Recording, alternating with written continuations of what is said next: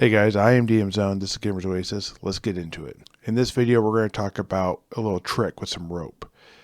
This spell has had a lot of love and hate over the years. It's been sort of a problem that modern D&D has been facing. Though the roots of it are good, I think that there's still some clarity that we need to talk about when we deal with rope trick. Original Dungeons & Dragons spells are very powerful. The caster of this, or as for whatever reason the description says, the user, as if this spell is going to be more used than memorized, is able to take a rope that is between 6 and 24 feet long and make it stand upright. And then the caster and 3 other people are able to climb up the rope and enter a dimension that is outside of this physical plane. It doesn't go into what dimension it is, or if there are things out there, or what to do when you get there. My research into the astral and ethereal plane does not sound like you are entering those areas. There's no discussion of astral wind. There's no discussion of like beings or wandering encounters and these type of things that could exist in those areas.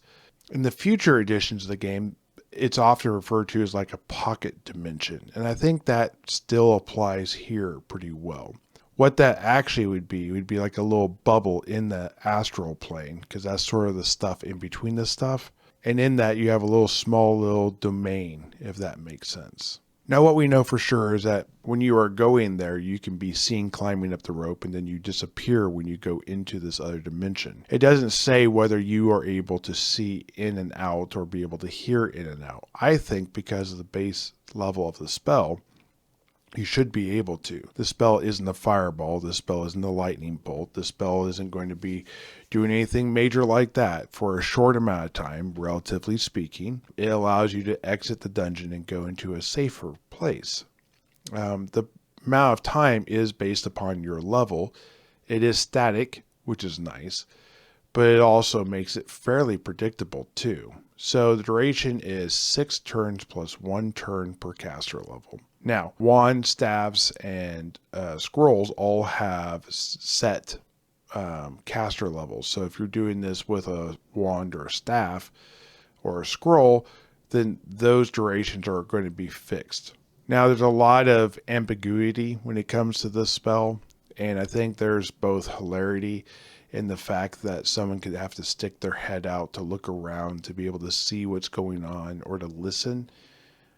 But I also feel like at a 3rd level spell, it probably shouldn't be that. It probably should have a little bit more, that you can't necessarily cast spells out of it, but you're able to hear things and see things going on around you. I would also like to have had more information on what happens if someone dispels it or moves a physical object that prevents you from leaving from the way you come in.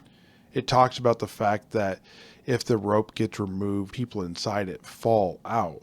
But that's about as close to talking about what happens as it gets. What happens if they're not able to enter that space?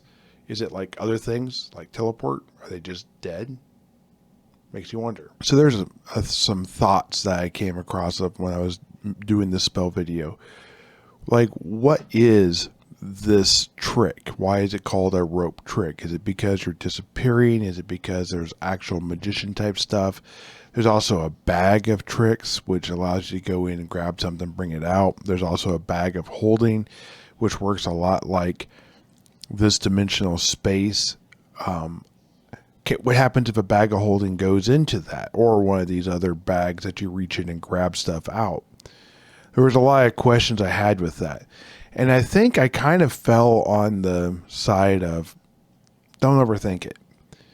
I don't think it matters necessarily whether you have a trickster god out there that allows space to fold.